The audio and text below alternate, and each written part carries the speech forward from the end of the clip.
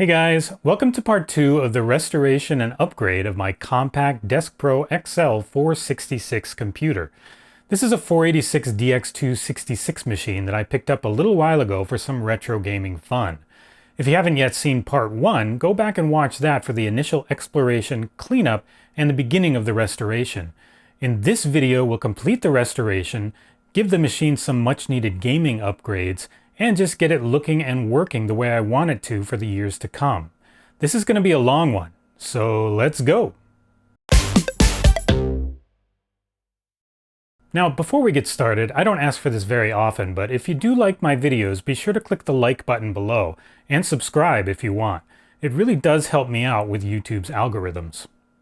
By the end of part 1, this system was cleaned up and working as designed except for a dead soldered-on CMOS battery, and it even had a new Sound Blaster 16 card installed and configured. But in addition to the battery problem, it still had some issues with paint that was scratched and peeling off. It needed a new CD-ROM drive for gaming purposes, and while this is really an optional step, I also wanted to shut off its aging, whiny hard drive in favor of CompactFlash. I was also still a little unsure about the early Matrox MGA card, so I needed to do some more testing on that. We'll tackle all of that and more right now. First, the CMOS battery. After more than 25 years, it's given up all the electrons it can, which makes it necessary to reconfigure the system via the setup utility at every boot. Not cool.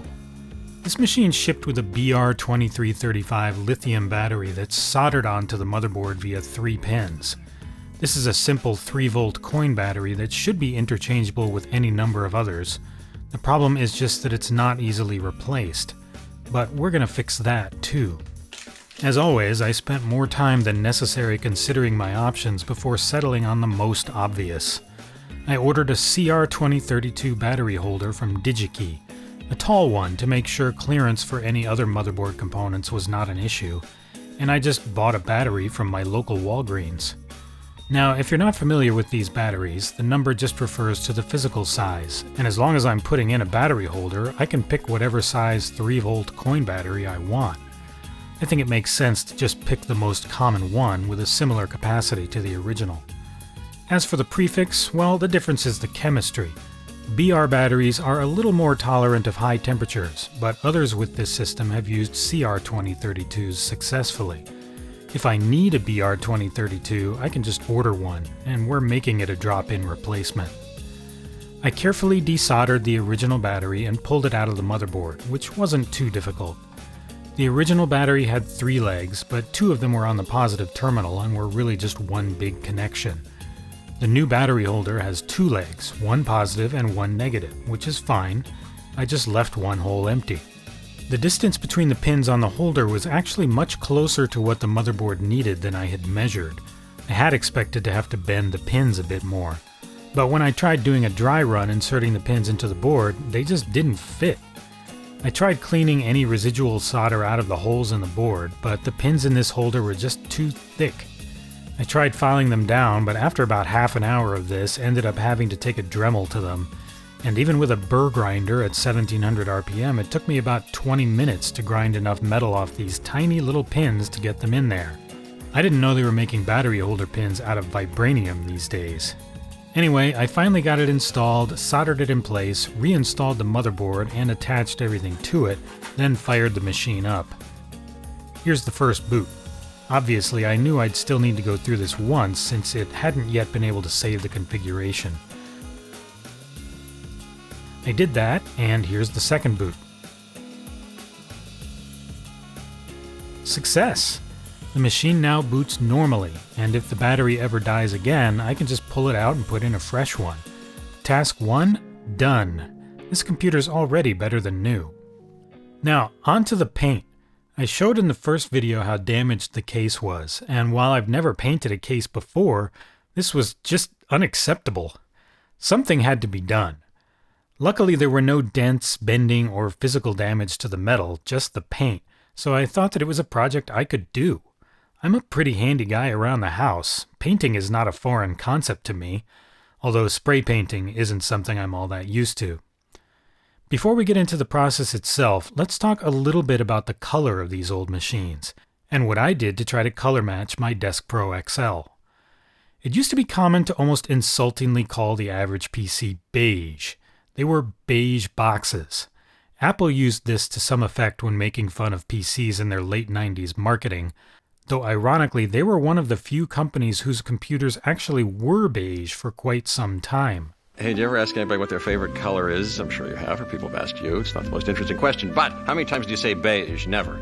Because it's one of the worst colors. It's hardly even a color. It's like oatmeal or sand, or it's nothing. It's beige, it's boring, it's bland. Now computers, why in heaven's name have the people who've made computers before never done anything but beige? That's nuts. That's nuts. Have they been in thinking jail? That's crazy. See, most IBM-compatible PCs were actually light gray. That started with the original IBM PC, which was gray with an off-white face, and it continued all through the 80s and 90s.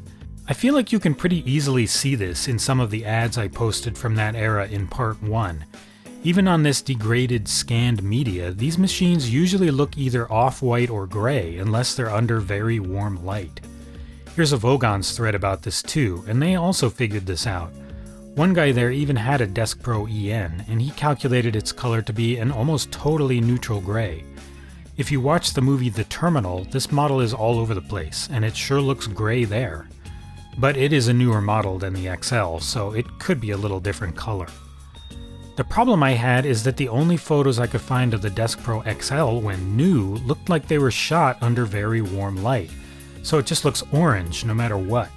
However, I did find one document that gives the color names Compaq used for their drives of that era.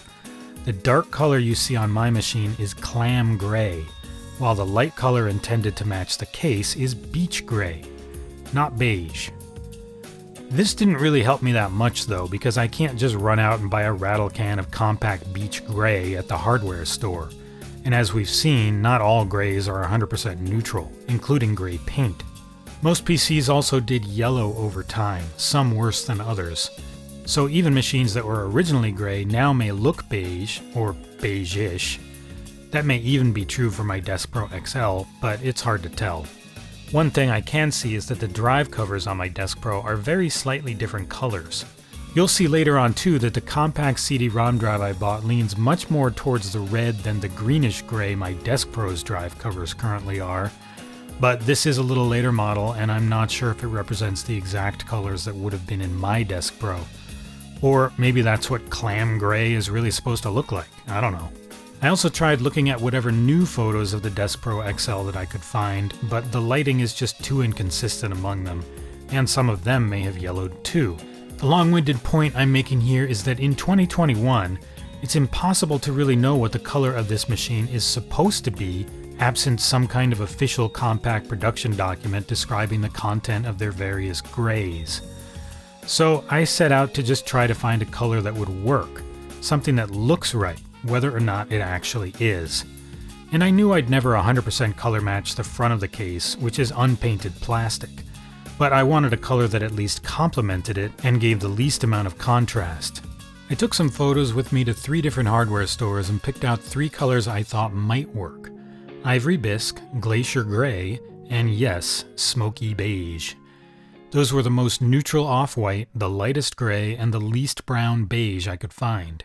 I decided to test all of them on the case itself, since you don't really know what paint's going to look like until you put it on something and let it dry.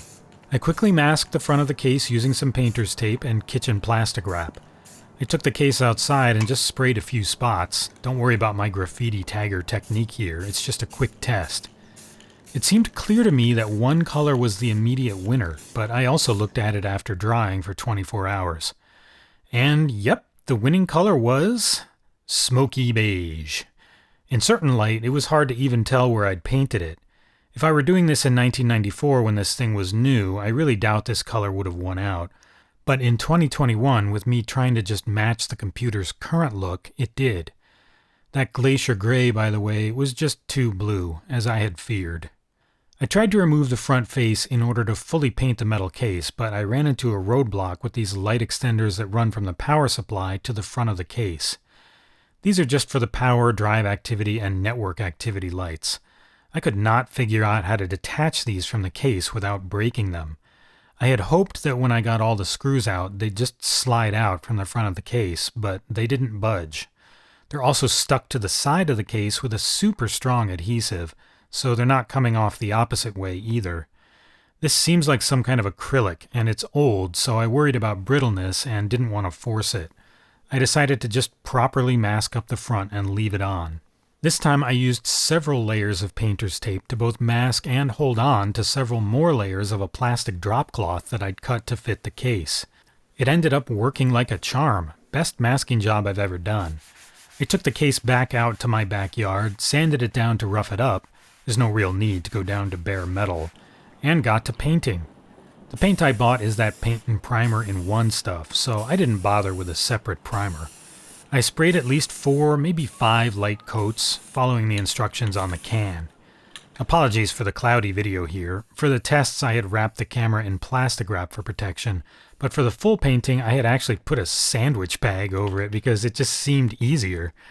I thought it was pretty genius at the time, but I guess the bag was not as clear as it looked.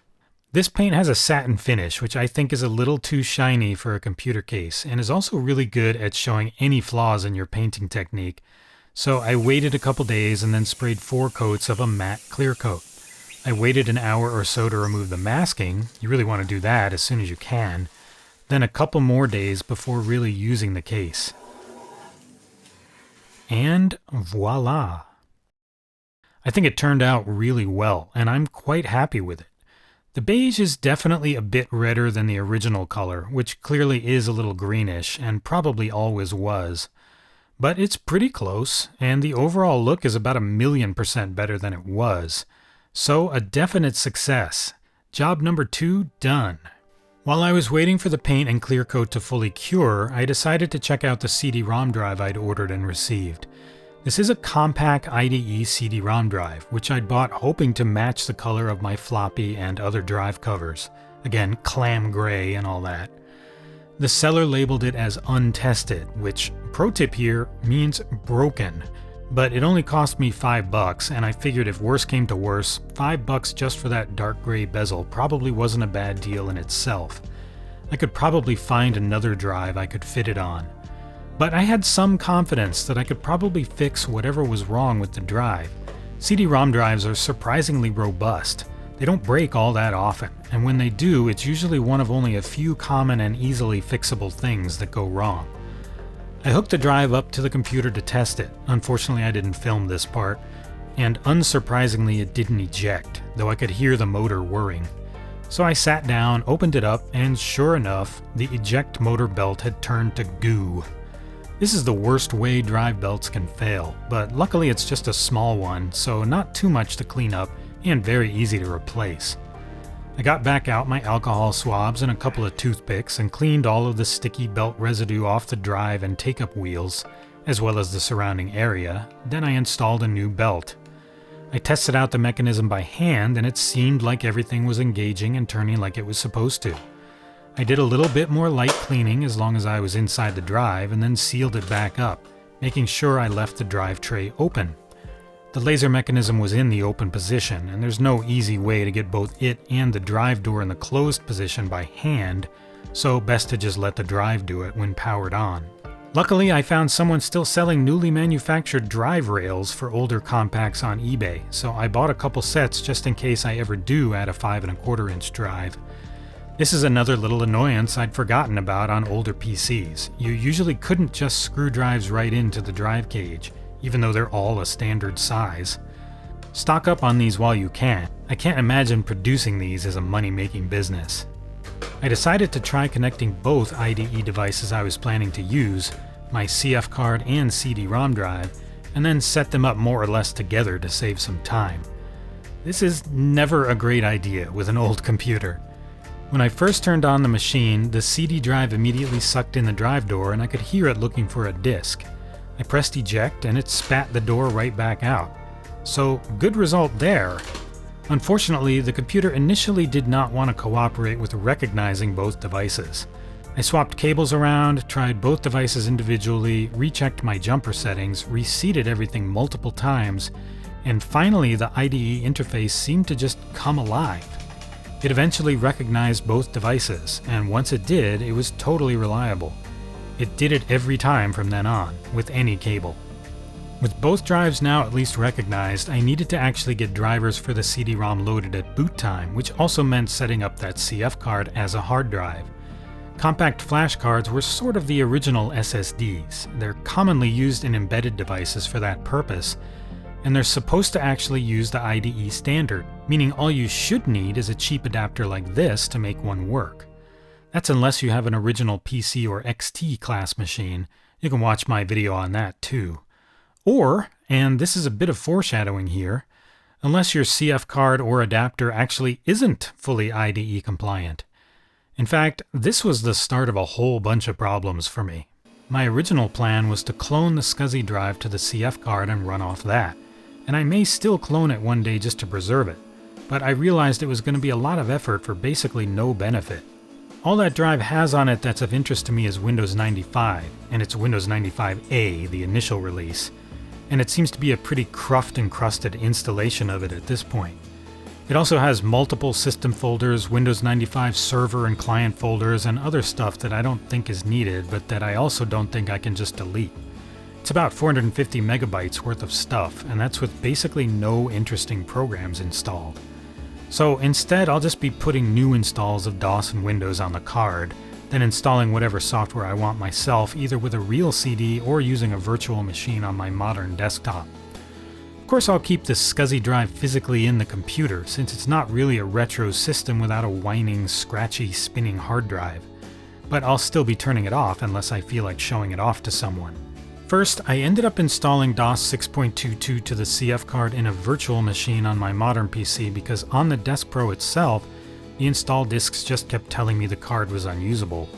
That was my fault. I forgot to use DiskPart to clean the card first. I ended up using this great guide, and I'll put a link to it in the description. I'd used this before for other projects, but just forgot how to do it, so I had to look at it again. After installing DOS, I also took the opportunity to copy over some Compaq-provided updates to my Deskpro that had never been installed by the previous owners, including a newer ESA setup program, the CD-ROM drivers, and the final BIOS update from 1997. I then plugged the card into the Deskpro and booted to DOS, which worked fine. Next task was to get the CD drivers loaded. With a Compaq soft pack, that's literally this easy. Boom! It looks like nothing even happened, but it just created a folder and put the driver in it, then added the proper lines to the config sys and autoexec bat files. I tested out the drive by just installing Windows 95 to the card. Hey, guess that means the drive is working. Nice, a working CD-ROM drive with an uncommon color bezel for $5. I went to bed after testing out Windows, which ran fine, and when I woke up in the morning to try installing some other stuff, I got this. This is in a virtual machine, but it does the same thing on the real computer. I had actually rebooted and run Windows the night before, so this was a mystery to me. I tried using several different boot disks on both the real computer and the virtual machine and found while they'd boot fine and let me read from the card, nothing was able to write to it. I could still write to it from Windows 10 on my modern PC, but not from DOS. So my initial guess was that the Windows 95 launcher was trying to write something right at boot and couldn't. Luckily, or so I thought, I had another old CF card in another computer that didn't have anything critical on it, so I just went through the same process with it. It was basically a day wasted, but hey, this is just par for the course when adding things to an old computer. The computer as it originally was works fine now, but as soon as I start trying to do my own thing with it, it's just kind of a shit show of trial and error for a while. And same result. Actually, you caught me. This is actually the same footage, but it is from the second card. I had already wiped the first card again before getting a clip of it in its failure mode. This second card lasted 4 or 5 boots, but it eventually kicked the bucket too. So what's going on? Well, with both of these cards, I would get a 1740 error on boot. This clip is from the first card. This is a set block mode command error. But then I'd hit continue and they'd just work. I knew something wasn't right, but it didn't seem to affect anything until they catastrophically failed. My initial guess was that these cards just didn't fully support the IDE standard, including block mode, but that the PC must have been defaulting to single sector transfers as a failsafe. It's odd that it would work for a while and then suddenly not. Or maybe that was just coincidence and these cards are just at the end of their useful life. I have an industrial card in my original IBM PC for this reason, and I ordered another one for this machine now, which will be the third card I've tried. These are more reliable, more IDE compatible, and have much longer lifespans. In the meantime, I went back to the original SCSI spinner and decided to just install some stuff and run some tests there. After all, I still really wanted to try out some of my old CD-ROM games. I got tired of waiting, and I have a perfectly good hard drive. The first game I tried was the original Grand Theft Auto, and it just errored out. Well, I know that one runs in Windows too, so I'll just try it that way. I moved on to Great Naval Battles 3 and initially got an error about switching resolutions, but later it seemed to try to load but would then get stuck on this screen. I tried the original Fallout next just for the hell of it, even though it requires a Pentium 90, and I got the same message about resolutions, nothing about the processor. Hey, this is starting to seem like a pattern. It occurred to me that the MGA Impression Plus might not support VISA BIOS extensions. If you're not familiar, or just forgot like I had, VISA BIOS extensions were a standardized interface that games could use to switch and access what were then considered high resolutions, 640 by 480 and above. Most later DOS games required these, and I started thinking my Matrox card maybe just didn't have them. I downloaded UniVBE, which provides these extensions as a small resident program for a bunch of cards, ran it, and got this. Feel free to pause if you want to read the whole thing, but basically it's saying my card is old and slow and I should feel bad for owning one. So, about now I decided it may just be time to think about a different video card. It ran Doom okay and some earlier DOS games, but it hasn't done well with much else from the mid to late 90s. It's easy to forget, as I basically had, that in the DOS era you could not just take for granted that any graphics card could even work with every game. Every card seemed to have certain games it wouldn't run well or at all, as this great chart of DOS compatibility with early PCI and AGP graphics cards clearly shows. The Impression Plus definitely seems to have more red boxes on this chart than most, at least when it comes to later, more complex games. It doesn't seem to have the issues with jerky scrolling that the later Matrox cards had, at least, so that's something, I guess. You can also see on this chart that the Impression Plus is one of the only cards listed with no built-in VBE support. So there's your problem. I figured I'd try Fallout anyway. With UniVBE installed, it did run. Just not well.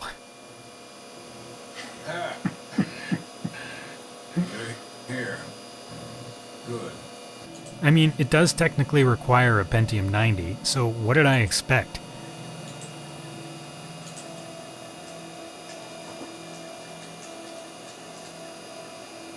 Why am I even bothering? Why did I buy a 486 if I want to run Fallout? Well, wait for it. Wait for it. What's this? Why, it's a little taste of the bonus part 3 of this video series, is what it is. A little something I picked up after filming and editing most of part 1, so I've been saving it. Fallout actually has higher system requirements in DOS than Windows, and the Impression Plus is really more of a Windows accelerator than a DOS gaming card, so I figured I'd try the game in Windows too. Maybe it'll work better. It's a hybrid game with installers for both. And I just get a blue screen. You just heard my actual reaction at the time. All 3 of the games I initially tried that didn't work without UniVBE did work with it installed. At least in DOS. It's just too bad that everything that requires it runs like such ass. Granted, some of that's the fact that this is a 486, but I was running these games on a 486 DX250 in the late 90s and they ran okay. Better than this, at least. I do think Fallout convinced me to finally upgrade to a Pentium, but I got like halfway through the game before that point. I was running these on either a Millennium 2 or a Diamond Stealth by then, though, both of which are much faster graphics cards. Also, GTA still throws up a resolution error in Windows, and Fallout still blue screens.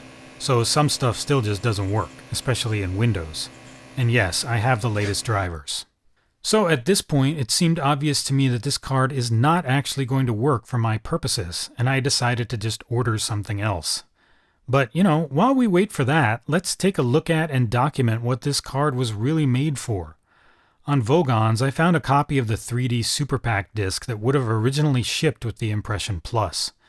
Keep in mind that while it was very quickly surpassed, this was a combo 2D and 3D card in 1994, so it predates ATI's Rage series, S3's Verge, and obviously anything from 3DFX or NVIDIA. It even predates the launch of the Sega Saturn and Sony PlayStation. And it's a 3D card that came pre-installed in a 486 system. That's not something you see every day. I still think it deserves a little appreciation, despite its weakness as a general-purpose gaming card. So, just quickly, here's most of the stuff that came on that disc. This is Ice Hawk, a really bad futuristic arcade flight sim.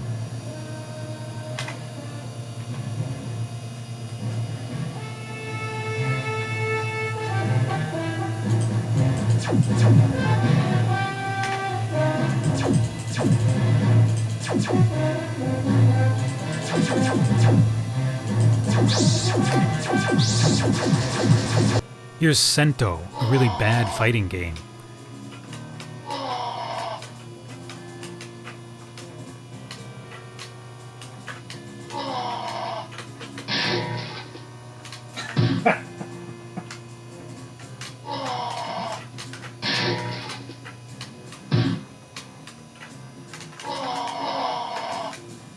Oh, look at that.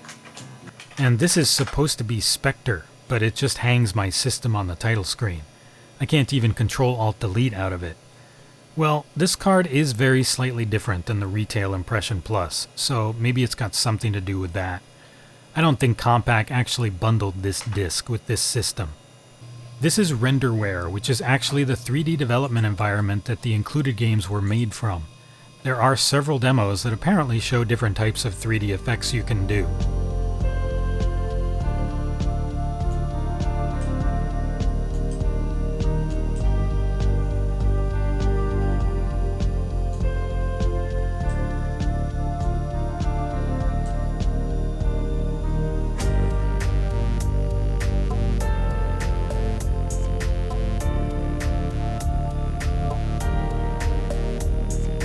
Here's Caligari's TrueSpace, a 3D modeling and animation application similar to Maya, which I was using in class on an SGI Indigo 2 at the time.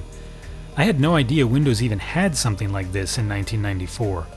This is apparently not being hardware accelerated by the MGA. There's a note in the README file with this disk that the next version, out in only a few months, would be. But I don't think that disk was ever actually released, so I'm not sure if that version of TrueSpace ever was either. I couldn't find it. It's a shame. This program runs pretty well just rendering on the 486, so I can imagine how much better it'd be with hardware acceleration. Obviously, it's still using the MGA's excellent Windows acceleration to quickly draw the results of that rendering at 1024 by 768. What it's doing right now is not really any slower or less complex than what I saw on the Indigos we had in college, and I thought those computers were monsters. But this is the kind of application the Deskpro XL was really made for.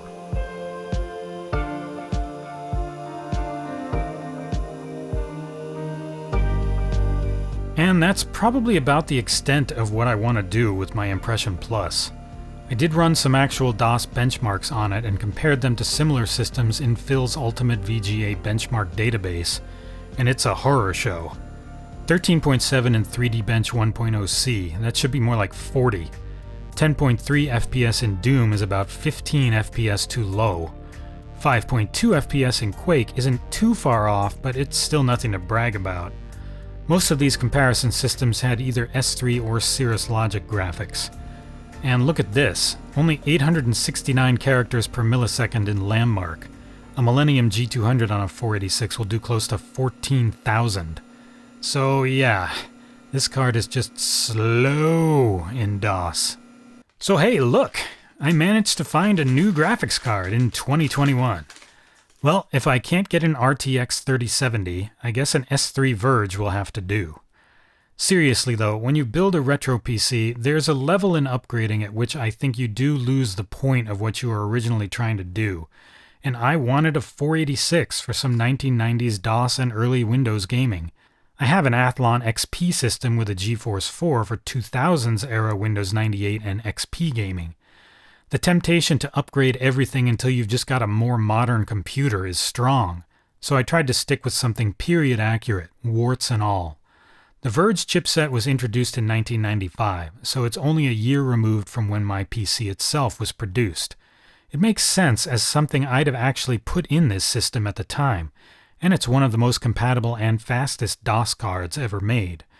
I did actually have a Diamond Stealth for a short time in the 90s, which was also a Verge-based card. The S3 I bought is a Compaq card, which keeps it in the family, but the main reasons I bought it were that it's actually the most compatible even among S3s, and it has VBE 2.0 instead of 1.2. It's a 2 megabyte card. That just means I can't run Windows in true color at 1024 by 768, which is not a big deal because it's still way too slow to run any games at that resolution and color depth. It looks to me like there's probably a daughter card that's meant to plug into these two connectors, and I'm guessing that would add either 2 or 4 megabytes. But I doubt I'd ever find one of these, and if I did, it'd probably be cheaper to just buy a whole other card. Verge cards only cost 15 or 20 bucks. I installed the card, turned my machine on, and it didn't even require me to run the setup utility. I did it manually later, and the card was detected just fine and doesn't require a config file. I installed the last Windows 95 drivers for it, which took a few tries, as things often did on Windows 95A, but it got it eventually. I then booted back into DOS, reran the same benchmarks, and got much better results. Here are a few clips of them running.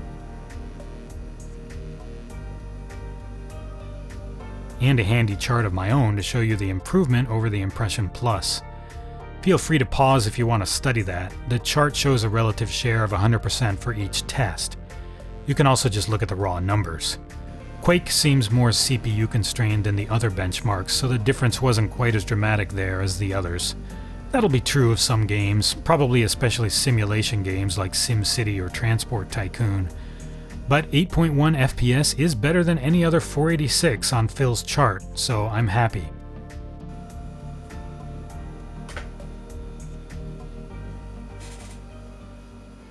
And here's Fallout running again. The intro actually works now.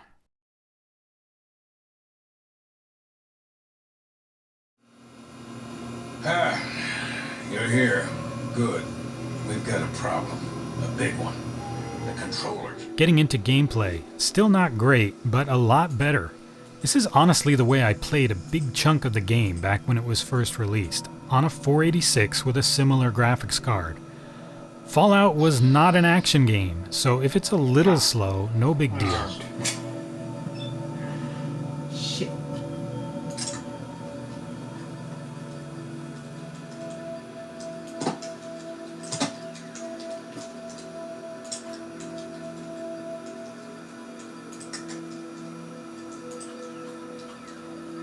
So I'm going to call the graphics card sorted for now. I think this'll work. Now let's just revisit the CF card situation. My industrial card arrived, and this time I used DiskPart to clean it on my modern PC first, then partitioned it and installed DOS and Windows on the Deskpro itself. Unfortunately, I still got that same 1740 error, so I'm pretty confident now that the card is not the problem, at least not that problem. I used some Google Foo to refine my search about this, and I found some new information from people having very similar issues, and they solved it with a different card adapter. So I ordered the same one I saw someone else recommend, but this is going to have to wait. And it honestly can wait, because I also figured out the catastrophic failures. At least to the extent that I need to. So, Windows 95 gives an option to boot to a previous version of DOS if you previously had DOS installed. I rarely do that. DOS 7 that Windows is built on top of works fine for most things, but occasionally I'll boot to DOS 6.22 if something isn't working otherwise. One night I couldn't get the 7th Guest to run. This was the first game I ever played on my 486, and it's an older CD-ROM title, so I tried booting into DOS 6. I immediately noticed while in DOS that Windows had renamed many of the files in my root folder with W40 extensions for Windows 4.0, which I'd also noticed on my previous 2 cards after they became unbootable. Sure enough, I tried booting back into Windows and the system hung.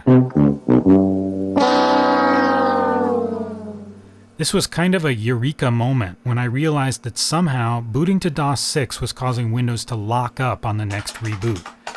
I don't know if it's a bug in Windows 95 or still something with the card adapter, but it made me feel like it was probably fixable. I tried booting from a Windows 95 boot disk again and just executing a sysc command. And sure enough, despite the error message about an operating system mismatch, that fixed Windows, but it also broke the ability to boot to DOS 6.22. I then needed to boot from a DOS 6.22 boot disk and copy the system files over from it to restore that functionality. In the end, good as new, though it will happen again anytime I boot to DOS 6.22 from the CF card. So I probably just won't do that very much. So still not ideal, but now I know how to avoid the problem and how to fix it. Still don't know the actual cause, but sometimes just knowing the symptoms and the remedy are enough. Just to be clear, I can still boot to DOS 7 that comes with Windows 95. It works just as well as DOS 6.22 for most things, so it's not a big deal. As for the 1740 error, for now I'm just going to call that incomplete, but maybe the new adapter will fix it. A retro computer build is never done, and this is just one of those things that's going to remain in process. By the way, I mentioned that I wanted to switch off the SCSI drive, and here's what the computer sounds like after doing that.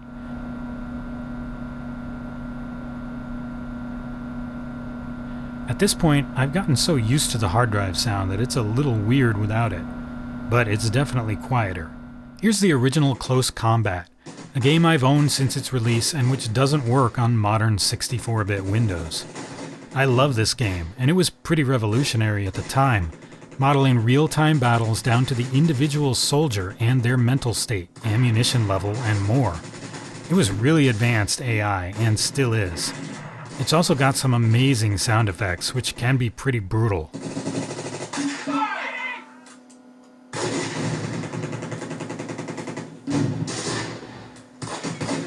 I haven't played this in more than a decade, so I'm pretty happy about this. You can get this on GOG now, but I have the original CD, so why not just play it this way? If you think it's too slow, just wait until my next video. This probably isn't the graphics card holding it back. It's definitely a CPU-intensive game. Well, it's about time to wrap this up for now. As mentioned earlier, no PC build is ever really done, and there's more I'd like to do for this one over time. But everything that was originally included with the PC is working. It looks a lot better than it did when I got it, and I made a few important upgrades to the stock config that make it easier to work with. I'll keep working on the CF card until it's 100% right. I also still want a better fan at some point. But all the required stuff is done, and I can now use this machine as a really capable mid-90s retro gaming PC. And despite the frustrations, it's been really fun to get to this point. Honestly, playing games is really only half the experience. Tinkering with stuff and figuring things out is a big part of what makes it satisfying and enjoyable, whether you're building a system yourself or buying something pre-built and adding to it.